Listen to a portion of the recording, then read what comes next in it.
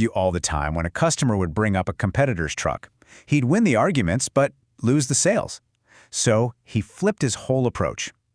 A customer would say, "Yeah, I'm thinking of buying the Who's It truck." Instead of fighting, he'd just agree. He'd say, "You know what? The Who's It is a great truck. You can't go wrong with them." It totally disarmed the guy. I mean, what's there to argue about now? It opened the door for a real conversation. So, the principle here is simple, but it's powerful. Show respect for the other person's opinions. Never, ever lead with, "You're wrong." That's like a verbal slap in the face. It immediately puts up a wall, and you'll never get past it. And you know, Carnegie practiced what he preached. He once made a mistake on his radio show and got this really angry letter from a listener. Instead of defending himself, he called her. He started the conversation by saying, "I want to apologize for the stupid blunder I made."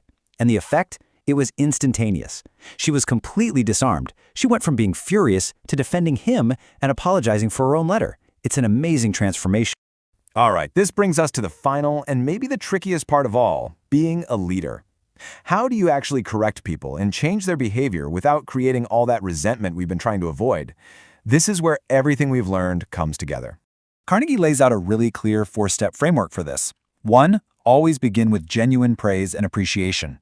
2. Call attention to their mistakes indirectly. Don't hit them over the head with it. 3. Talk about your own mistakes before you ever mention theirs. And number 4, and this one is huge, always let the other person save face. Never humiliate someone. Let's look at a masterclass in this from President William McKinley. He was handed a speech for a campaign event, and it was not good. But instead of ripping it to shreds, he started by praising the writer. He said, "That is a splendid speech, magnificent." Then he indirectly pointed out the problem. He just asked, "Is it quite suitable to this particular occasion?" See what he did there? He gave the writer an easy way out without feeling like a total failure. It was just brilliant. You know, this quote from Antoine de Saint-Exupéry, who wrote The Little Prince, it just says it all. Hurting a man in his dignity is a crime. What matters isn't what you think of someone, it's what they think of themselves. And a true leader never forgets that. Okay, so let's talk about the big takeaway. Because I know what some of you might be thinking. Isn't all this just manipulation? And that's a fair question, but it completely misses the point. This is not about being fake or learning some clever lines to manipulate people. These principles only work if they come from a place of sincerity.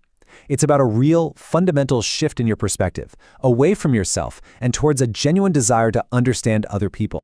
When it all boils down, it's about this one simple truth. Every single person you meet is the star of their own movie. They have passions, they have fears, they have things they treasure more than anything. Carnegie called this the royal road to a person's heart. So I'll leave you with this question. What conversation, focused entirely on what someone